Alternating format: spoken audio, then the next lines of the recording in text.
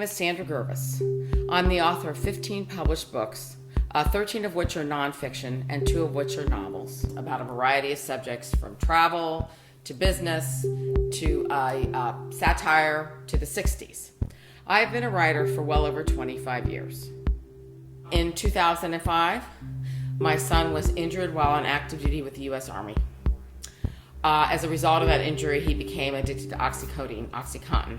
I was on 1,000 milligrams of Oxycontin a day, which would be 880s, 830s, and 1010s every day, and that was prescribed. I kept going to 2 separate pharmacies, and I had like 2 doctors writing the same script, and a pharmacist caught it, and when they called the doctors, they could no longer write them. And when that happened, I was buying pills for a while after that, and then I was introduced to heroin. The title of the book is called Life During Wartime, A Veteran's Son Addiction. It's the story of my experience as a parent with a child who was both an addict and a soldier. The first part is my experiences with my son's addiction, my lack of awareness. Even though I would go to meetings and I would read the material, it just didn't quite seem to sink in.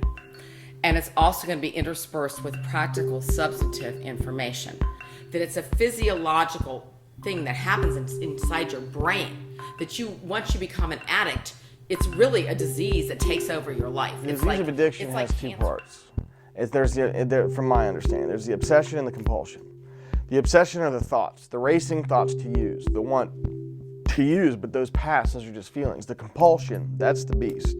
The compulsion is once we start, 1 is too many, 1,000 is never enough.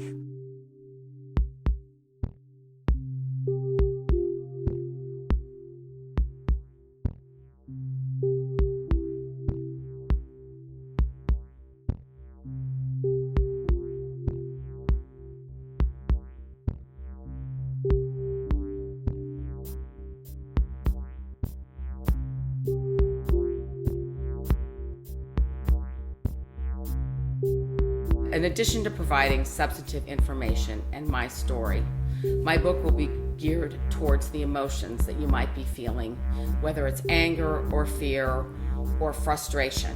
Because a lot of the literature that I found when I would go to Alcoholics and Narcotics Anonymous meetings was not geared to those feelings, be it anger, frustration, hopelessness, fear.